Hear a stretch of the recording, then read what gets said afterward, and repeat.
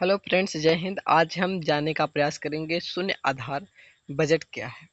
ये Indian economy का chapter है। हम इनको यहाँ पे डिटेल से जानने का प्रयास करेंगे, तो आप लोग वीडियो में कंटिन्यू एंड तक बने रहिएगा।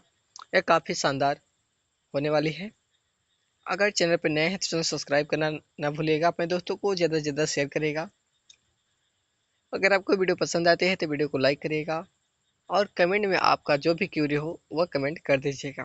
तो आज हम जानने का प्रयास करते हैं शून्य आधार बजट। शून्य आधार बजट क्या है, उनकी विशेषताएं क्या है, उनका डिफिनेशन देखेंगे, उनका लाभ क्या है, इन सबको यहाँ पे जानने का हम प्रयास करेंगे। पहले देखते हैं शून्य आधार बजट क्या है।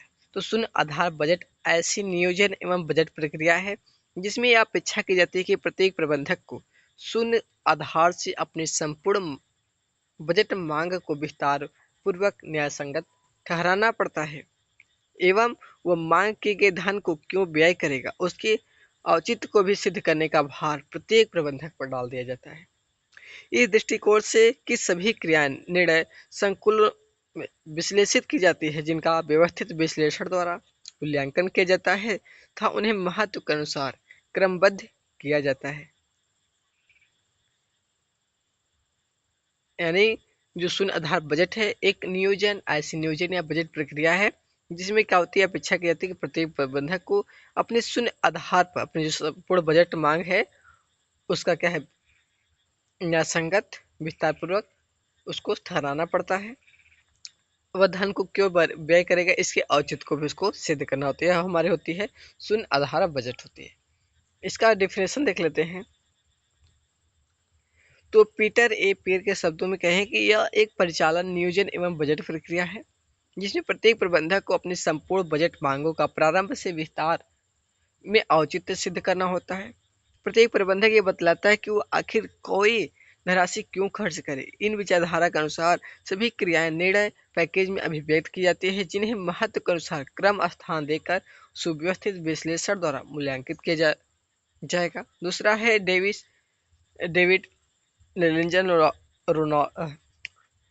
डेविस लिनिंजर लॉर्ड सी वांग के अनुसार शून्य आधार बजट एक प्रबंधकीय उपकरण जो सभी चालू अथवा नवीन क्रियाओं एवं कार्यक्रमों के मूल्यांकन के लिए सुव्यवस्थित विधि प्रदान करता है। विवेकपूर्ण तरीके से बजट में कमी या विस्तार स्वीकृत करता है तथा नियमन में से उच्च प्राथमिकता वाले कार्यक्रमों में साधनों के पुनः आवंटन की स्वीकृति देता है। ये दूसरे विद्वान है उनके द्वारा कहा गया है। ICMA शब्दावली के अनुसार देख लेते हैं। यह बजट की एक विधि है जिसमें प्रत्येक समय जब कभी भी बजट बनाया जाता है सभी क्रियाओं का पुनः मूल्यांकन किया जाता है। प्रत्येक क्रियात्मक बजट इस मान्यता पर प्रारंभ किया जाता है कि वह क्रिया विद्यमान नहीं और लागत शून्य है। लागत समृद्धियों की तुलना लाभ समृद्धियों से की जाती है ताकि दी हुई लागतों पर नियोजित अधिकतम लाभ पराकाष्ठा पर पहुंच जाए। शून्य आधार बजट के अंतर्गत हम प्रबंधक को यह निर्णय लेना पड़ता है कि वह व्यय क्यों करना चाहता है। विभिन्न मदों पर किए जाने वाले व्ययों की प्राथमिकता उसके निर्णय पर आधारित होती है। यह हमने 3 विद्वानों के माध्यम से हमने जाना कि शून्य आधार बजट क्या है, उनका डेफिनेशन देख लिया। अब इसकी विशेषताएं हम देख लेते हैं। शून्य आधार बजट की विशेषताएं।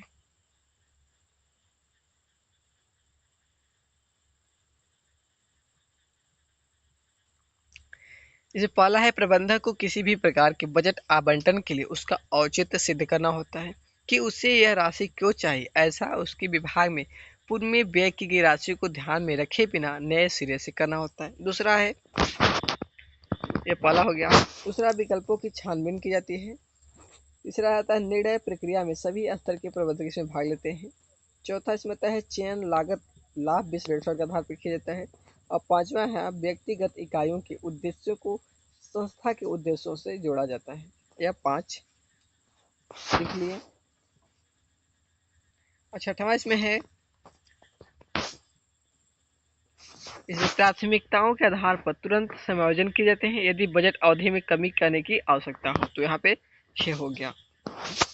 अब देख लेते हैं शून्य आधार बजट के कदम। शून्य आधार बजट के कदम। सर्वप्रथम इसमें पहला है, सर्वप्रथम बजट के उद्देश्यों का निर्धारण किया जाना चाहिए। उद्देश्य सुनिश्चित होने की ही स्थिति में उन्हें प्राप्त करने के लिए प्रयास किया जा सकता है। अलग अलग संस्थाओं के उद्देश्य भी अलग अलग होते हैं। हो सकता है कि एक संस्था कर्मचारियों पर किए जाने वाले व्ययों में कटौती करना चाह सकती है, जबकि दूसरी संस्था एक परियोजना की जगह पर दूसरे को लागू करना चाहती है, इत्यादि। पहला कदम। दूसरा कदम है, किसी परिस्थिति में और किस सीमा तक शून्य बजट को अपनाया जाएगा, इसका भी निर्धारण होना चाहिए। तीसरा आता है, लागत एवं लाभ विश्लेषण भी किया जाना चाहिए। सर्वप्रथम उसी परियोजना को अपनाया जाना चाहिए जिससे लाभ की संभावना सर्वाधिक हो। लागत विश्लेषण से विभिन्न परियोजनाओं को अपनाए जाने की प्राथमिकता के निर्धारण में काफी मदद मिलती है। थर्ड पॉइंट हो गया, शून्य आधार बजट के लाभ देख लेते हैं। यहाँ पे आप शून्य आधार बजट के लाभ। पहला इसमें है, विभिन्न क्रियाओं की प्राथमिकता के निर्धारण तथा उन्हें लागू करने में सहायता होती है। दूसरा आता है, शून्य आधार बजट से प्रबंधन की कार्यक्षमता में वृद्धि होती है। इसके माध्यम से केवल उन्हीं क्रियाओं को अपनाया जाएगा जो व्यवसाय के लिए आवश्यक होती हैं। सेकेंड पॉइंट हो गया। थर्ड है कि शून्य आधार बजट से आर्थिक व व्यय क्षेत्रों को पहचानने में मदद मिलती है। इसके आधार पर आर्थिक क्षेत्रों को छाड़कर भावी कार्यक्रम का निर्धारण किया जा सकता है। चौथा पॉइंट है, प्रबंधन साधनों का सर्वोत्तम यानी अनुकूलतम प्रयोग करने में सफल हो सकते हैं। किसी मद पर व्यय तभी किया जाएगा जब यह आवश्यक होगा, अन्यथा नहीं। तो वहाँ चौथा पॉइंट हो गया।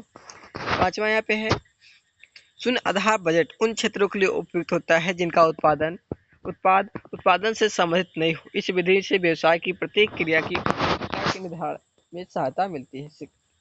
पांचवा पॉइंट है। छठवां पॉइंट है, शून्य आधार बजट व्यवसाय के लक्ष्यों से संबंधित होगा। केवल वे ही चीजें स्वीकार की जाएंगी जिससे संस्था के लक्ष्य को प्राप्त किया जा सकता है। इसकी कुछ सीमाएं भी हैं, उनको देख लेते हैं।